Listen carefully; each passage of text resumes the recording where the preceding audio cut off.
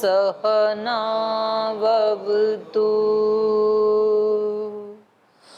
सहनौ भुनक्तु सह वीर्यं करवावहै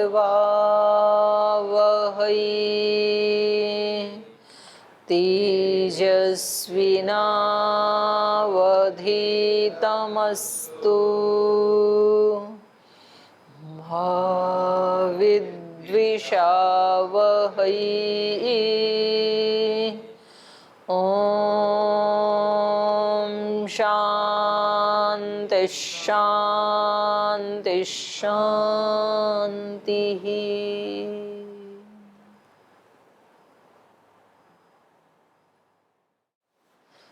तो ये जो 16 पदार्थ हैं, इनका एक तरह से परिचय करवा रहे हैं भाष्यकार। तो हम पढ़ रहे थे दृष्टांत को। दृष्टांत किसे कहते हैं तो वो बता रहे हैं, अथ दृष्टांत प्रत्यक्ष विषयो अर्थ। दृष्टांत वो होता है जिसका विषय प्रत्यक्ष होता है। यत्र लौकिक परीक्षकाणाम दर्शनम न व्याहन्यते, जहाँ लौकिक और परीक्षकों का जो दर्शन है, दृष्टि है, वो टकराती नहीं है, उसको कहते हैं दृष्टांत। सच प्रमेयम कह रहे हैं यहाँ पर दृष्टांत को जानना है ना हमें, तो ये भी प्रमेय में ही आ जाता, तो अलग क्यों पढ़ा। तस्य पृथक वचनम, उसका अलग पृथक से वचन इसलिए किया सूत्र में, तद आश्रयौ अनुमान आगमौ, क्योंकि दृष्टांत के आश्रय से ही अनुमान और आगम ये दोनों होते हैं। क्योंकि दृष्टांत जब तक नहीं देंगे तब तक तो पक्ष सिद्ध होगा ही नहीं। बोलो। ओम दीदी, ये 16 पदार्थों के हिसाब से तो ये प्रयोजन के बाद दीदी ये तो दृष्टांत आना चाहिए, लेकिन वाद जल्प विदंडा का क्यों बीच में लाया? कोई तो कारण होगा ऋषि का। क्या कारण है इस? क्योंकि इनके बिना ये चलेंगे ही नहीं ना। इनकी प्रवृत्ति, इनका बीच में आना ही तब होगा, प्रयोजन तभी तो होगा हमारा। जब कोई बीच में वाद जल्प वितंडा चल रहा होगा तभी तो हम अपने पक्ष को सिद्ध करना चाहेंगे। तो इसलिए पहले इनके बारे में बता दिया। ठीक है, तो चलिए ये कह रहे हैं तस्मिन सती। हाँ बोलो, आपको कुछ कहना है।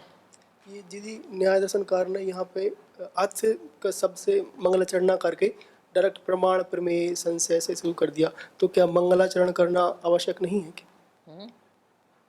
अर्थ शब्द नहीं लिया मंगलाचरण के लिए। वो आचार्य की अपनी मर्जी है, कहीं अर्थ शब्द लेते भी हैं, कहीं नहीं भी लेते हैं। आवश्यक नहीं मतलब अर्थ शब्द लेना। हाँ, आवश्यक नहीं है, क्योंकि ये वैशेषिक का ही अगला रूप है ना, तो इसलिए यहाँ नहीं लिया। वहां पर ले लिया ना, अथ धर्म जिज्ञासा बोल दिया ना वहां पे। सॉरी, अथ धर्म जिज्ञासा तो हो गया मीमांसा का, अथा तो धर्मम व्याख्यास्याम। अब धर्म की तो वहां अथ शब्द आ गया, तो धर्म को वहां बता दिया क्या है, और वो धर्म जो बताया है वो वास्तव में प्रामाणिक है या नहीं है, उसकी परीक्षा फिर यहाँ करेंगे न्याय दर्शन में। तो इसलिए नहीं किया। ओम दीदी, हम प्रमाण शब्दों को भी ईश्वर शब्द से ले सकते हैं, जो मंगलाचरण बोल सकते हैं, तो प्रमाण शब्द से भी हम सिद्ध कर सकते हैं। जो प्रमाण शब्द है वो महर्षि कपिल जी ने, वो जो प्राचीन आचार्य हैं उनकी शैली ये है, वो अथ शब्द से शुरू करते हैं मंगलाचरण के लिए। जैसे इसमें सांख्य दर्शन में भी उसी से किया, और वैशेषिक में भी, सभी दर्शनों में, एक इसको छोड़ करके सभी दर्शनों में। फिर वैयाकरण जो हैं अपने पाणिनि अथ शब्दानुशासनम, तो उनकी शैली रही है कि वो मंगलाचरण के लिए अथ शब्द का प्रयोग करते हैं, कोई नहीं भी करते हैं। ठीक है, चलो चलिए। तो ये कह रहे थे तस्मिन सति स्याताम अनुमान आगमौ असति च न स्याताम, दृष्टांत के बिना, क्योंकि दृष्टांत तक तो अपना पक्ष कोई सिद्ध कर देगा तभी तो उसकी बात प्रामाणिक मानी जाएगी ना। चाहे वो अनुमान प्रमाण से बोल रहा है, चाहे तो प्रत्यक्ष प्रमाण से बोल रहा है।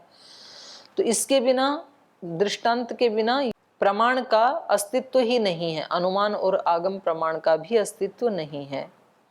तदाश्रयाच न्याय प्रवृत्ति ही, और इसी के आश्रय से, दृष्टांत के आश्रय से ही न्याय की प्रवृत्ति होती है। न्याय किसको कहते हैं वैसे? आप न्याय दर्शन पढ़ रहे हैं, न्याय मतलब क्या? प्रमाणेन अर्थ परीक्षणम या प्रमाणैहि अर्थ परीक्षण हम कुछ भी कर लें, प्रमाणों से या प्रमाण से अर्थ की परीक्षा जो की जाती है उसको न्याय कहते हैं। अच्छी बात आपने याद रखा। तद आश्रय च न्याय प्रवृत्ति ही, दृष्टांत के आश्रय से ही न्याय की प्रवृत्ति होती है। कैसे कह रहे हैं? दृष्टांत विरोधेन च परपक्ष प्रतिषेधो वचनीयो भवति, दृष्टांत समाधिना च स्वपक्ष साधनीयो भवति। दृष्टांत के विरोध से ही तो हम परपक्ष का प्रतिषेध करते हैं। जब कोई दूसरा व्यक्ति परपक्ष वाला गलत दृष्टांत दे देता है, प्रतिज्ञा हेतु वो तो ठीक थे, प्रतिज्ञा की उसने, ईश्वर है, हेतु दिया, ये सारी सृष्टि दिखाई दे रही है। अब दृष्टांत भी तो देना पड़ेगा।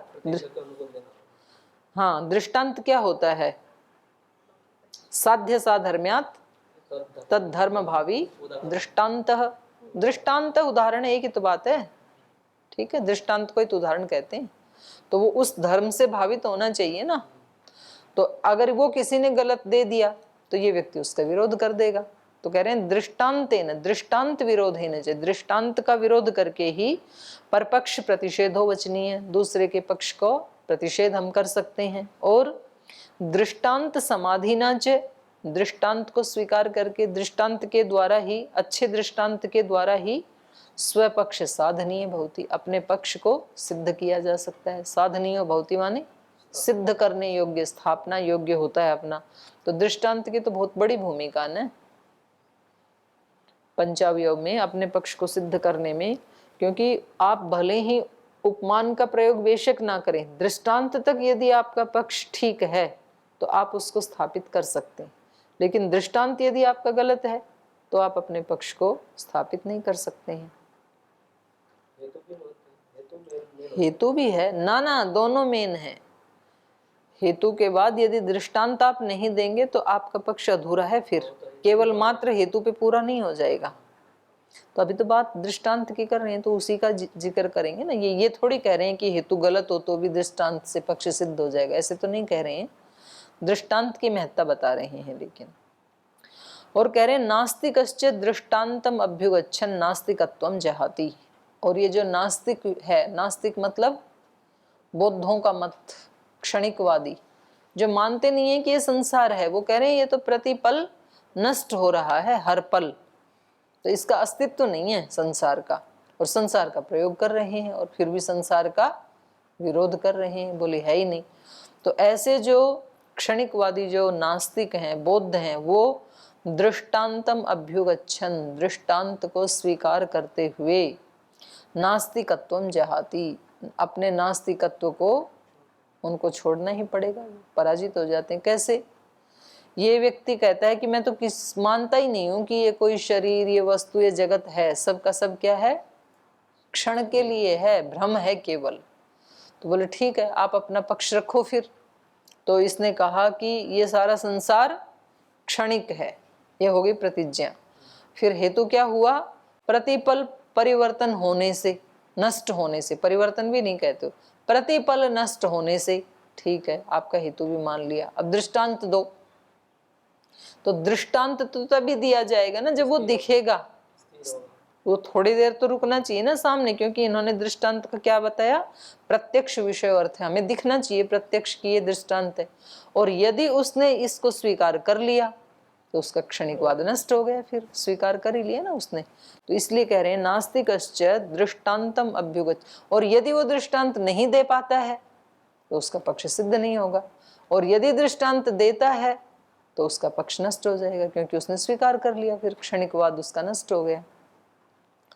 नास्तिकश्च, तो ये जो न्याय दर्शन है ना, ये हमें तर्क करना सिखाता है, बातचीत करना सिखाता है, सत्य की विजय करवाना सिखाता है।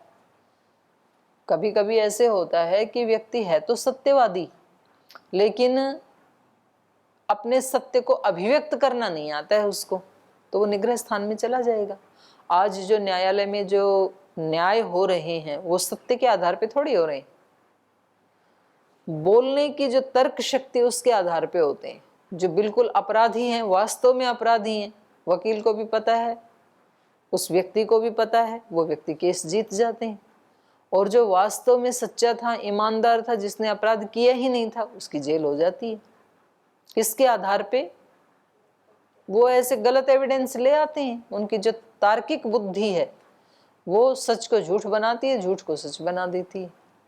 तो यदि व्यक्ति के पास ये बातचीत करने का, तर्क प्रस्तुत करने का तरीका यदि उसको नहीं आता है तो जीवन में हार जाएगा फिर।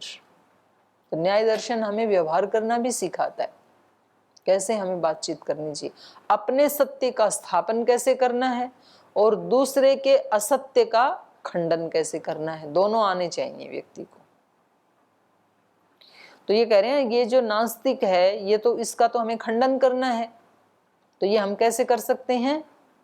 दृष्टांत के द्वारा। नास्तिकश्च दृष्टांतम अभ्युगच्छन् नास्तिकत्वं जहाति। इसको स्वीकार करता हुआ दृष्टांत को वो अपने नास्तिकत्व को छोड़ देता है। अनभ्युपगच्छन् किम साधन है परम उपालभेति। और यदि उसको स्वीकार ना करे दृष्टांत को तो अब उसके पास साधन क्या है जो वो हमारे पक्ष का खंडन करे, क्योंकि उसको अपना पक्ष स्थापित करने के लिए, हमारा पक्ष खंडन करने के लिए दृष्टांत तो लाना पड़ेगा। तो अनभ्युपगच्छन् किम साधन परम उपालभेत इति निरुक्तेन च दृष्टान्तेन शक्यम अभिधातुम साध्य साधर्म्यात् तद्धर्म भावी दृष्टान्तः। उदाहरणम कह रहे हैं निरुक्तेन च दृष्टान्तेन।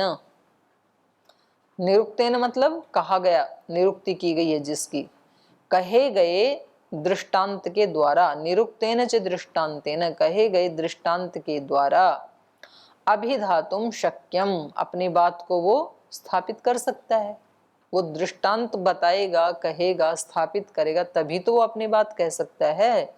निरुक्तेन च दृष्टान्तेन अभिधातुम शक्यम, क्योंकि दृष्टांत की परिभाषा ही क्या की है ऋषि ने?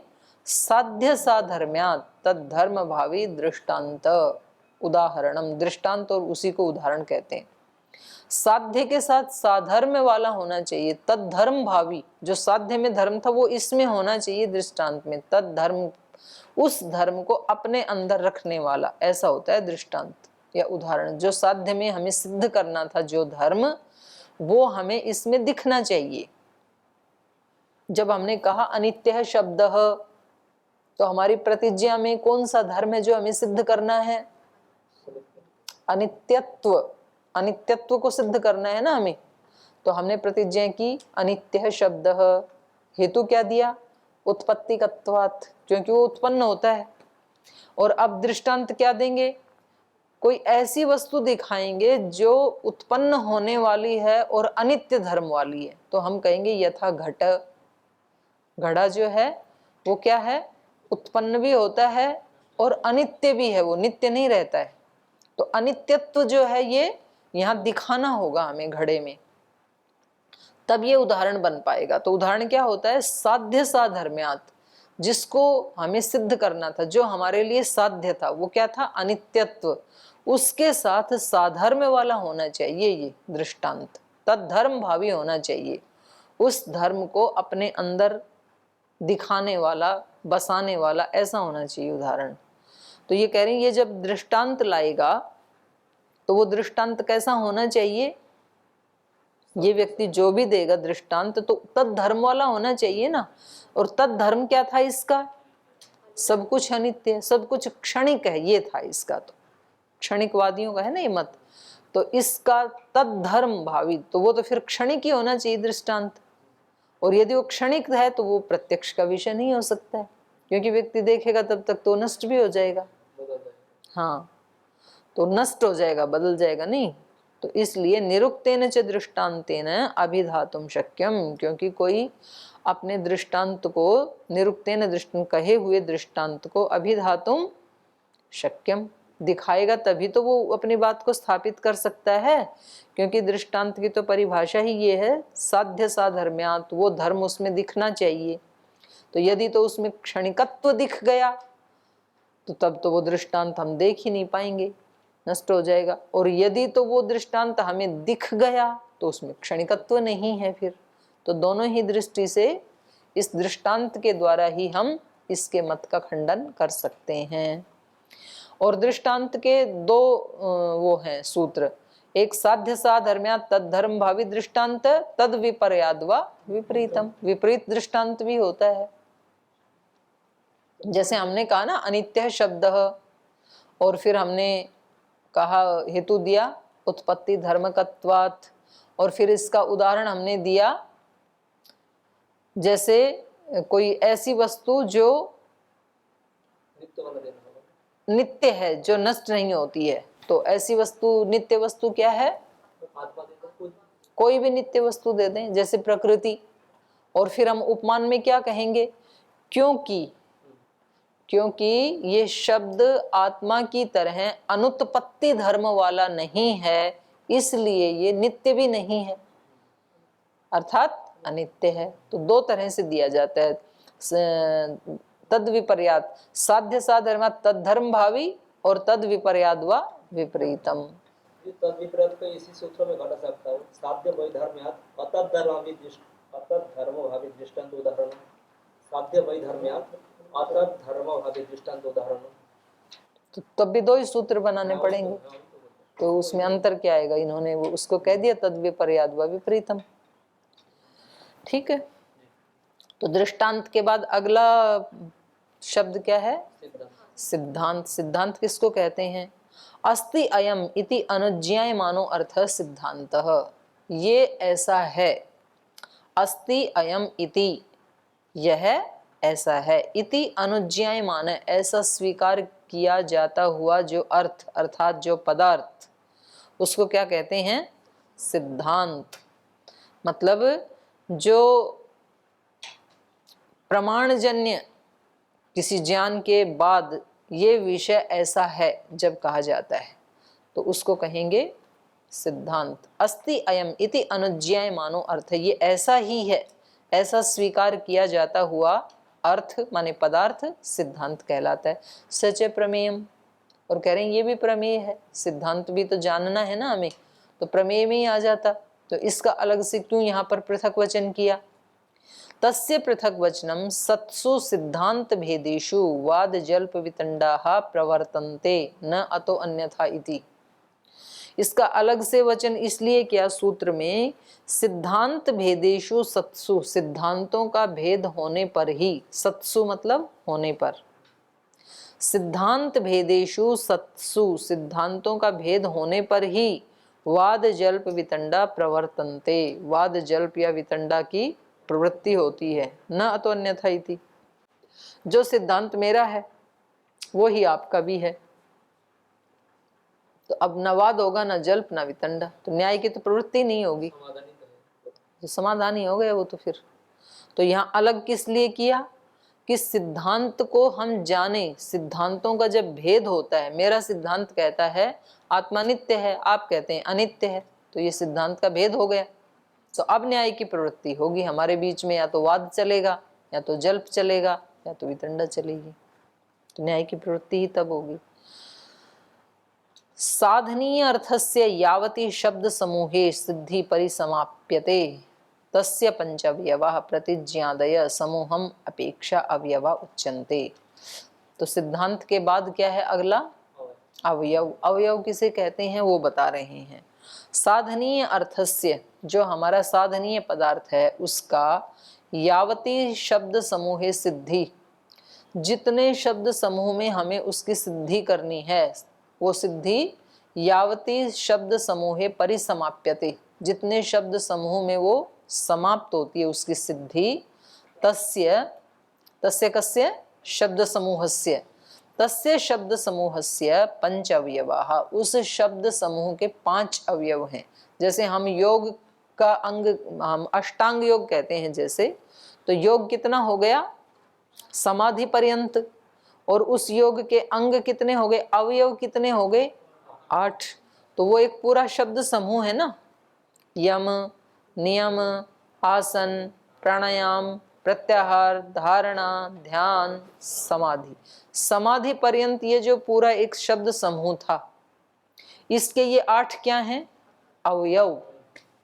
क्योंकि योग शब्द की सिद्धि कहाँ समाप्त होगी? समाधि पर जाकर के। ऐसे ही हमारे लिए जो साधनीय, जिसको हमें सिद्ध करना है कोई पदार्थ, जैसे हमें सिद्ध करना है अनित्य है शब्द, शब्द अनित्य है, तो ये जो हमारा साध्य है अनित्यत्व, इसकी परिसमाप्ति कहाँ होगी? निर्णय के ऊपर जाके होगी। पहले हम प्रतिज्ञा करेंगे, फिर उसका हेतु देंगे, फिर दृष्टांत दिखाएंगे, फिर उपमान उपनय करेंगे, उसके बाद निर्णय करेंगे, तब जा करके ये सिद्ध होगा अनित्य शब्द।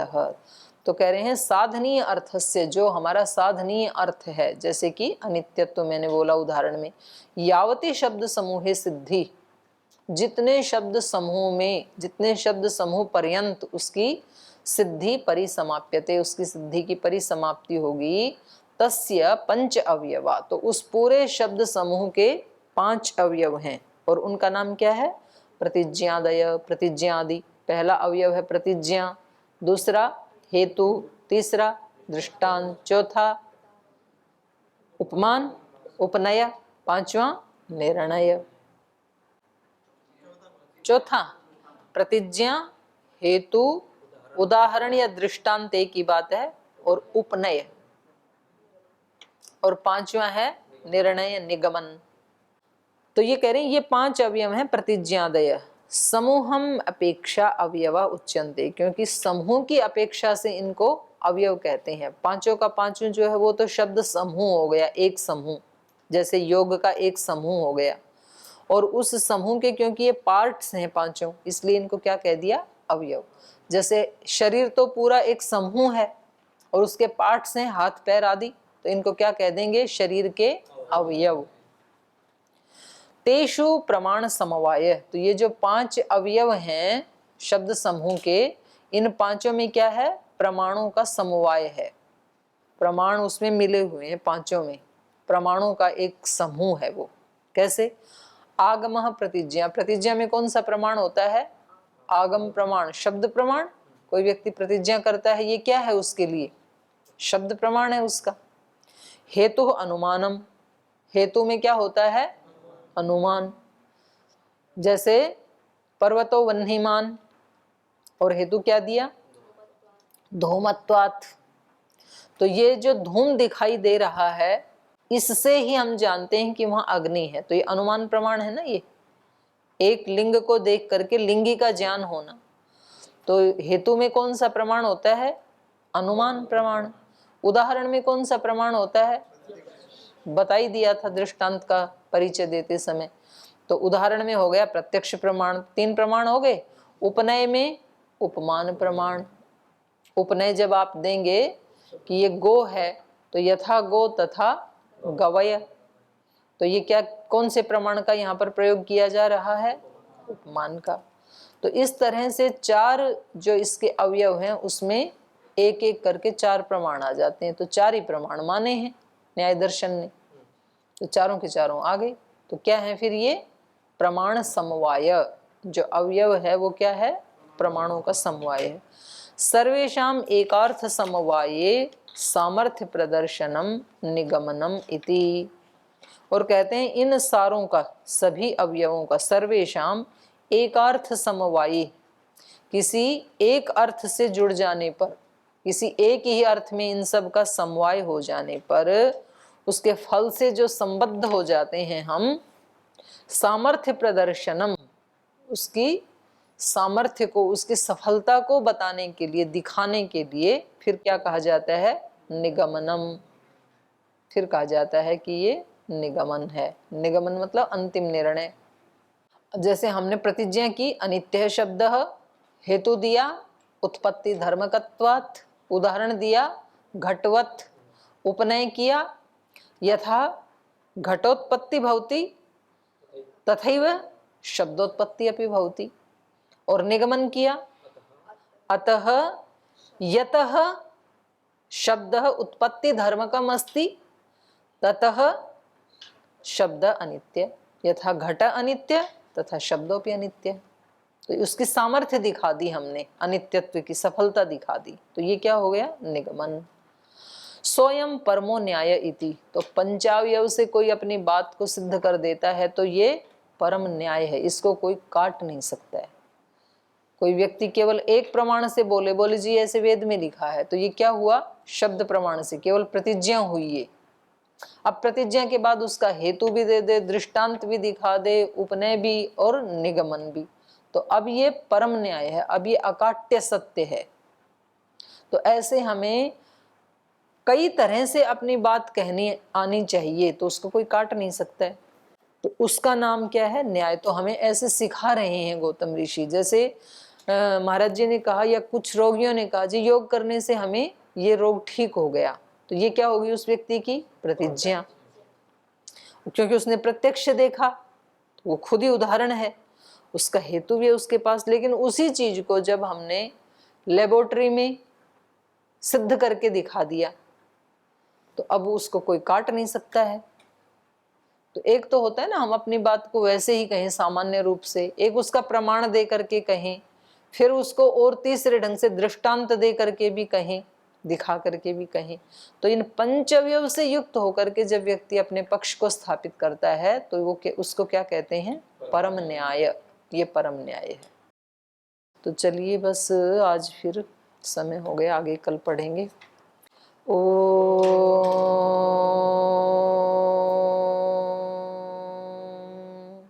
शांति शांति शांति।